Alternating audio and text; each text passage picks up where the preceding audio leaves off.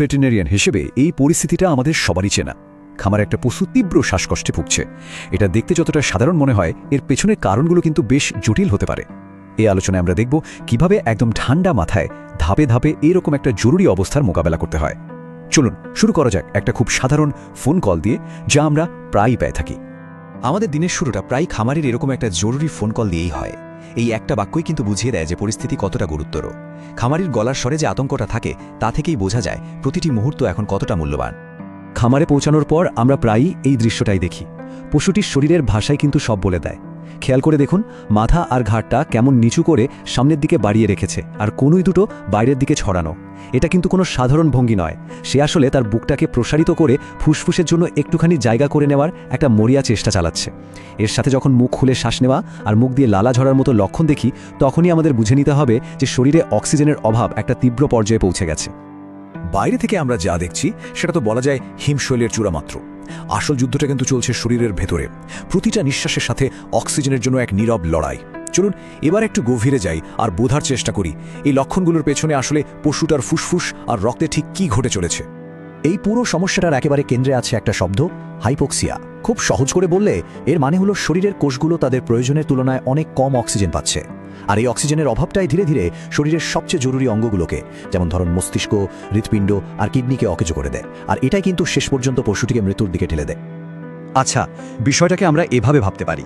একটা সুস্থ ফুসফুস হলো একটা চওড়া পরিষ্কার পাইপের মতো, যার মধ্যে দিয়ে বাতাস খুব সহজে আসা যাওয়া করতে পারে।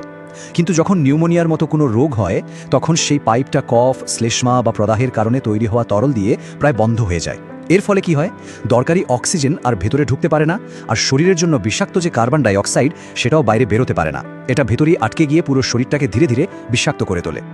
এই স্লাইডটা কিন্তু খুব গুরুত্বপূর্ণ, কারণ এটা আমাদের দেখায় যে কিভাবে একটা ছোট সংক্রমণ একটা জীবনঘাতী পর্যায়ে চলে যায়। সবকিছু শুরু হয় ফুসফুসের জীবাণুর আক্রমণের মাধ্যমে। এর প্রতিক্রিয়ায় ফুসফুসের যে ছোট ছোট বায়োথলিগুলো আছে, যেগুলোকে আমরা অ্যালভিওলাই বলি, সেগুলো তরল আর পুঁজে ভরে যায়।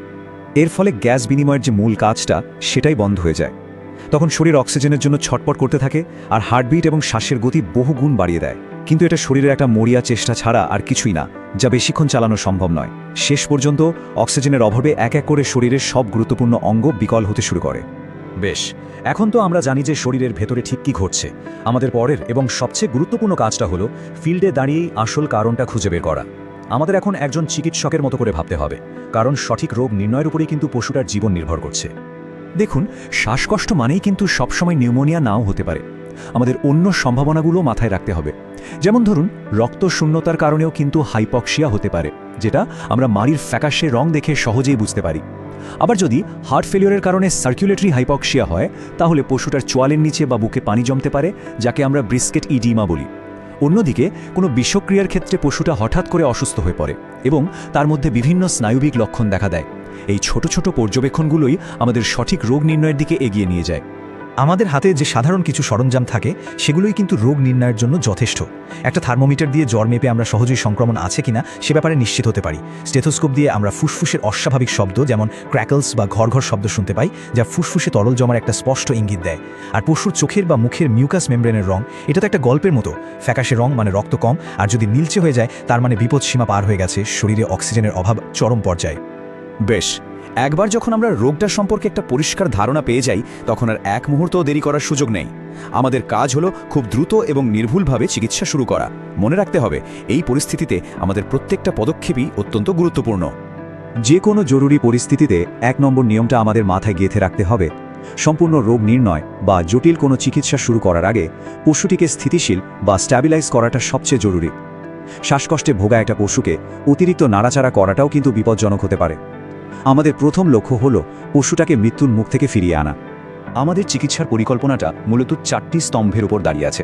প্রথমত, সংক্রমণ দমন করতে হবে। এর জন্য একটা শক্তিশালী ব্রড স্পেকট্রাম অ্যান্টিবায়োটিক, যেমন সেপ্টিওফার বা এন্ড্রোফ্লক্সাসিন, সঠিক ডোজে মাংসপেশি বা শিরায় দিতে হবে। দ্বিতীয়ত, প্রদাহ আর জ্বর কমানো। ফুসফুসের প্রদাহ না কমলে শ্বাস প্রশ্বাস স্বাভাবিক হবে না, তাই ফ্লুনিক্সিন বা মেলক্সিক্যামের মতো একটা ভালো এনএসআইডি ব্যবহার করা আবশ্যক। তৃতীয়ত, ডিহাইড্রেশন মোকাবেলা করতে হবে। অসুস্থ পশু প্রায় পানি শূন্যতায় ভোগে, তাই শিরায় নর্মাল স্যালাইন দেওয়াটা জীবন রক্ষাকারী হতে পারে। আর সবশেষে, শক্তি যোগানো। দ্রুত শক্তি ফেরাতে ডেক্সট্রোজ আর হজম প্রক্রিয়া চালু রাখতে ভালো মানের কোনো রুমেন সাপ্লিমেন্ট দিতে হবে।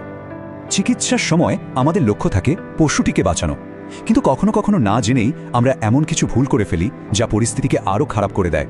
চলুন ফিল্ডে প্রায় হয় এমন কিছু সাধারণ কিন্তু মারাত্মক ভুল নিয়ে কথা বলা যাক, যেগুলো আমাদের অবশ্যই এড়িয়ে চলতে হবে।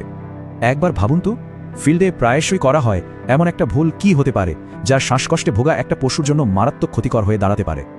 উত্তরটা হলো ডিহাইড্রেশনে ভোগা একটা পশুকে ডাইউরেটিক বা প্রস্রাব বাড়ানোর ওষুধ যেমন ফুরোসেমাইড দেওয়া। হার্ট ফেলিওর নিশ্চিত না হয়ে যদি এই ওষুধ দেওয়া হয় তাহলে তা পশুর শরীর থেকে আরও পানি বের করে দিয়ে মারাত্মক ডিহাইড্রেশন এবং শকের কারণ হতে পারে।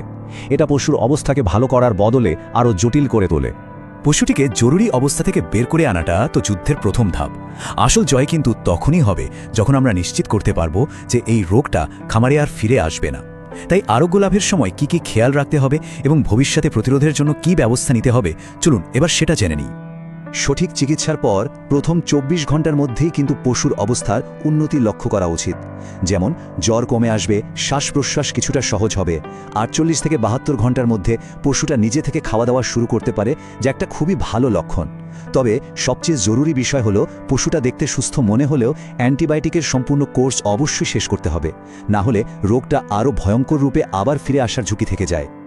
রোগ প্রতিরোধের জন্য খামার পর্যায়ে কিছু সহজ কিন্তু খুব কার্যকর পদক্ষেপ নেওয়াটা জরুরি। যেমন গোয়ালঘরে পর্যাপ্ত আলো বাতাসের ব্যবস্থা করা, একজন চিকিৎসকের পরামর্শে নিয়মিত টিকা দেওয়া, পশুকে অপ্রয়োজনীয় ধকল বা স্ট্রেস থেকে দূরে রাখা, আর পরিষ্কার পানি ও সুষম খাদ্য সরবরাহ করা। এই বিষয়গুলো নিশ্চিত করতে পারলেই শ্বাসতন্ত্রের রোগ অনেকাংশে নিয়ন্ত্রণ করা সম্ভব। পরিশেষে এই কথাটা আমাদের সবার মনে রাখা দরকার, চিকিৎসার মাধ্যমে একটা পশুকে বাঁচানো সম্ভব, কিন্তু সঠিক ব্যবস্থাপনার মাধ্যমেই কেবল পুরো খামারটাকে সুরক্ষিত রাখা যায়। একটা সুস্থ পরিবেশই হলো সুস্থ পশুপালনের মূল ভিত্তি।